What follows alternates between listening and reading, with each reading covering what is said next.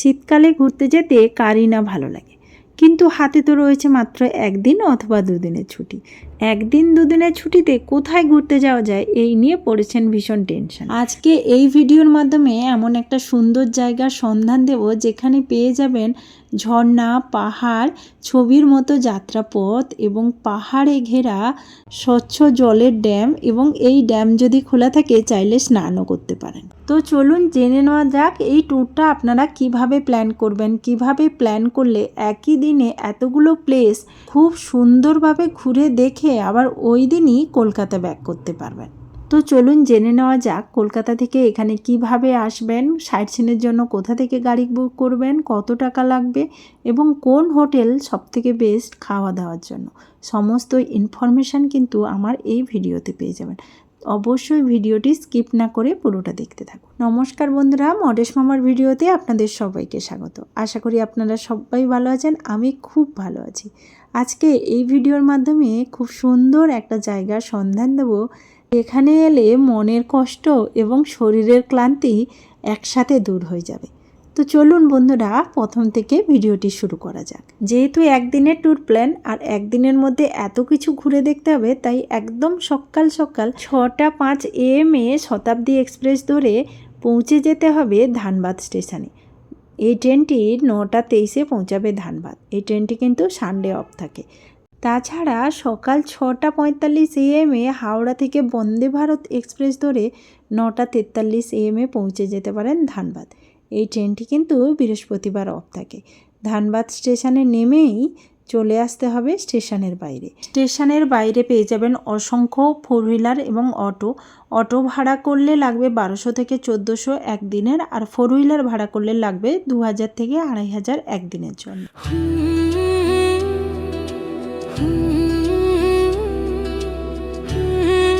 সুন্দর ছবির মতো পাহাড়ি পথ এবং গ্রিনি সিনারি উপভোগ করতে করতে পৌঁছে যাবেন ভাটিন্দা ওয়াটারফল। ধানবাদ স্টেশন থেকে ভাটিন্দা ওয়াটারফলের দূরত্ব 17.5 কিলোমিটার, টাইম লাগবে 50 মিনিটস। এখানে পার্কিংয়ের যথেষ্ট স্পেস আছে, পার্কিং ফিজ 50 রুপিজ। দেখুন ভিউটাও সেই নেভেলের সুন্দর ভিউ। ওইদিকে দেখো কি সুন্দর লাগছে না?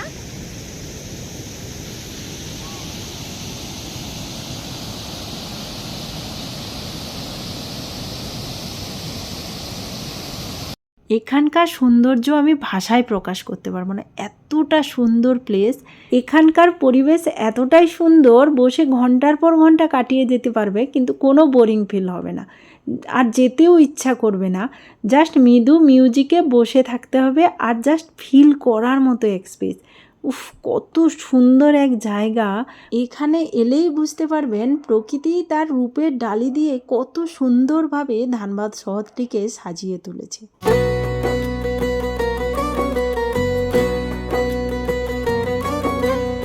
বেশ কিছুক্ষণ মনোরম দৃশ্য উপভোগ করার পর 11:40 নাগাদ ভাটিন্দা ওয়াটারফল থেকে তপচাচি লেকের উদ্দেশ্যে রওনা দিলাম। ডিস্টেন্স 46.8 কিলোমিটার, টাইম লাগবে 1 ঘন্টা 25 মিনিট। এখানেও কিন্তু পার্কিংয়ের যথেষ্ট জায়গা আছে, আর ফোর হুইলার পার্কিং ফিজ 100 রুপিস। ফাইনালি আমরা পৌঁছে গেছি তপচাচি লেকে। ওই দূরে দেখুন পাহাড় দেখা যাচ্ছে, একটু জুম করে দেখাচ্ছি। এই যে পরেশনাথ টেম্পল ওই দিকে একদম দূরে, কিন্তু দেখা যাচ্ছে না ঠিক করে।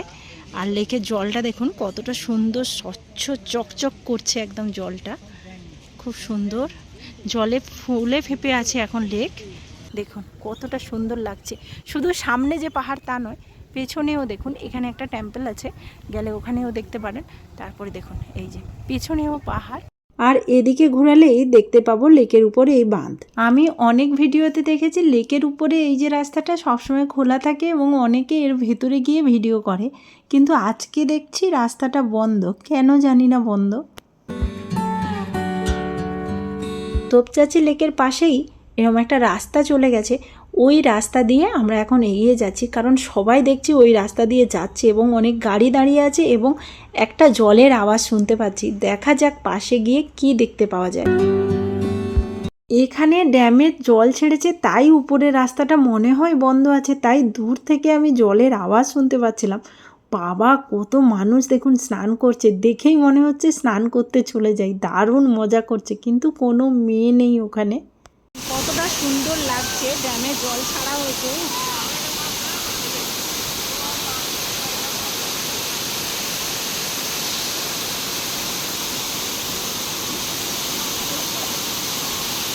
টপচাঁচি লেকে ঢোকার যে টিকিট কাউন্টার আছে তার জাস্ট একটু আগেই বাম দিকে আছে মহানায়ক উত্তম কুমারের হাউস। বাড়িটা যদিও পুরো একদম ভগ্নদশায় পড়ে আছে, এখন কোনো মেরামত নেই। এককালে এটা নাকি বেশ পপুলার গেস্ট হাউস ছিল, এখন যদিও একদম ভগ্নদশায় পড়ে আছে। টপচাঁচি লেকের পাশেই আছে শানে পাঞ্জাব হোটেল। উশ্রী ওয়াটারফল যাওয়ার সময়ই কিন্তু শানে পাঞ্জাবের হোটেলের পাশ দিয়েই যেতে হবে। এখানকার খাওয়ার দাওয়ার বেশ টেস্টি হয় এবং প্রাইস কিন্তু একদমই ঠিকঠাক, খুব কমও নয় আবার খুব বেশিও নয়। খাওয়ার দাওয়ার কিন্তু খুব টেস্টি হয়। এটা কিন্তু হোটেল কাম রেস্টুরেন্ট। লাঞ্চ কমপ্লিট করে সবুজে ঘেরা পাহাড়ি পথ ধরে টপচাঁচি লেক থেকে উশ্রী ওয়াটারফলের দিকে রওনা দিলাম। Distance 64.2 kilometre. টাইম লাগবে 1 ঘন্টা 35 মিনিট। খুব খিদে লাগছিল। খাওয়া দাওয়া কমপ্লিট করে এমন সুন্দর রাস্তা দিয়ে যেতে না খুব ভালো লাগছে। মন ভরে গেল। উশ্রী ওয়াটারফলে যাওয়ার একটু আগেই আমরা দাঁড়িয়ে আছি। এই যে এটা দিয়েই কিন্তু বরাকা নদী বয়ে যাচ্ছে এবং এটা গিয়ে উশ্রী ওয়াটারফলের সৃষ্টি করেছে। কি সুন্দর লাগছে না জায়গাটা। ফাইনালি আমরা এখন পৌঁছে গেছি উশ্রী ওয়াটারফল। এখানে গাড়ি পার্কিংয়ের জন্য নিচ্ছে 40 টাকা।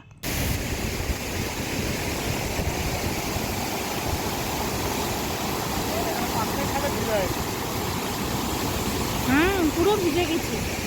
খুব স্পিডে জল পড়ছে, তাই কিছুটা জল দেখুন উড়ে আসছে, আর মুখের মধ্যে যখন লাগছিল না, সে যে কি শান্তি লাগছিল সে বলার নেই।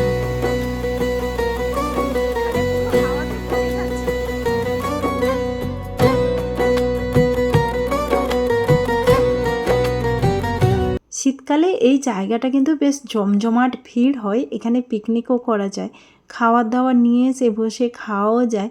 এমনকি এই ওয়াটারফলে কিন্তু যে দিক দিয়ে অল্প জল পড়ছে ওখানে বসে স্নানও করা যায়। যদি একদিনের ট্যুর হয়, উশ্রী ওয়াটারফল থেকে বেরিয়ে সোজা চলে আসতে হবে ধানবাদ স্টেশন। ধানবাদ স্টেশন থেকে 5:40 আছে শতাব্দী এক্সপ্রেস। এটা ধরলে সন্ধে 9:20 পৌঁছে যাবেন হাওড়া স্টেশনে। তাছাড়াও 6:20 আছে শক্তিপুঞ্জ এক্সপ্রেস, যেটা 10:45 পৌঁছে যাবে কিন্তু হাওড়াতে। আর যদি 1 নাইট 2 ডেজের ট্যুর হয় তাহলে স্টেশনের কাছাকাছি কোথাও হোটেল নিয়ে থেকে যেতে হবে। পরদিন সকাল সকাল পৌঁছে যেতে হবে পঞ্চায়েত ড্যাম। জাস্ট ইভিনিংয়ে এলে এই জায়গাটা এতটা সুন্দর লাগবে যে বলার নয়। দেখুন ড্যামে জল ছাড়া হয়েছে আর এই দেখুন ভিউটা, সেই লাগছে, সেই আমার তো বিশাল ভালো লাগছে। তার সাথে পাহাড়টা দেখুন। ধানবাদ স্টেশন থেকে পঞ্চায়েত ড্যামের ডিস্টেন্স 52.5 কিলোমিটার। টাইম লাগবে 1 ঘন্টা 26 মিনিট।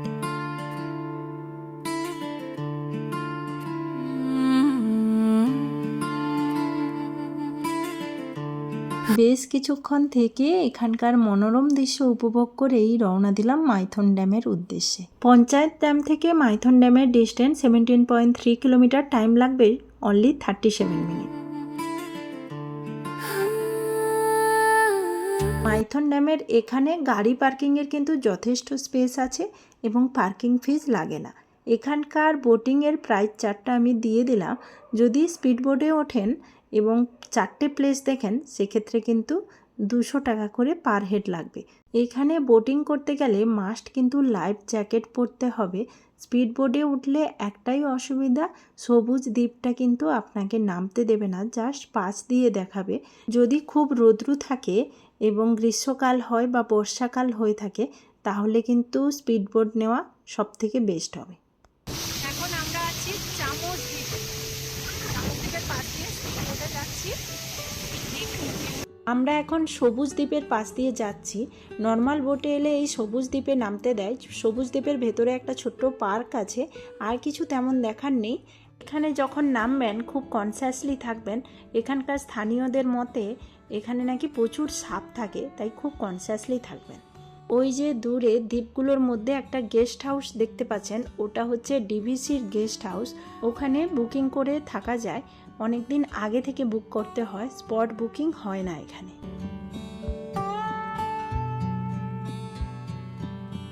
কিন্তু এটার একটা আছে যে স্পট বুক হয় না, আপনি এলেন অনলাইনে ডিভিসির অফিসে উল্টোডাঙায় গিয়ে বুক করতে পারেন। করতে হবে, এক মাস আগে।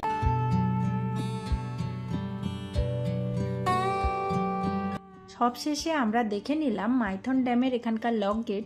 কল্যাণেশ্বরী টেম্পল যাওয়ার সময় এই লক গেটের উপর দিয়েই যাব। মাইথন ড্যামে বেশ কিছুক্ষণ সময় কাটিয়ে বোটিং করার পর 5 কিলোমিটার দূরে অবস্থিত মা কল্যাণেশ্বরী মন্দির, অবশ্যই দর্শন করে আসবেন এই মন্দির। এই মন্দিরটি পশ্চিমবঙ্গ এবং ঝাড়খণ্ড রাজ্যের একদম সীমান্তে বরাকর নদীর তীরে অবস্থিত। আপনি যদি ধার্মিক হন অথবা শুধু ভ্রমণের জন্য একটি শান্ত স্থান খুঁজছেন, তাহলে চলে আসুন কল্যাণেশ্বরী মন্দির। এই মন্দির কিন্তু অনন্য অভিজ্ঞতা প্রদান করে, যা আপনাকে ইতিহাস, বিশ্বাস এবং প্রকৃতির সাথে সংযুক্ত করবে। এই মন্দির কিন্তু ভক্ত এবং ভ্রমণকারী উভয়ের কাছে কিন্তু এক জনপ্রিয় গন্তব্যস্থান। বহু দূর দূরান্ত থেকে হাজার হাজার ভক্তগণ আশীর্বাদ পেতে, প্রার্থনা করতে এবং মন্দিরের প্রাণ শক্তিদায়ক শক্তি অনুভব করতে এখানে ছুটে আসেন। অনেকে বিশ্বাস করেন দেবী প্রার্থনার উত্তর দেন, বিশেষ করে নিঃসন্তান মহিলাদের। কল্যাণেশ্বরী মন্দির দর্শনের পর এবং পুজো দেওয়ার পর সোজা চলে যাবেন ধানবাদ। ধানবাদ থেকে ট্রেন ধরে হাওড়া।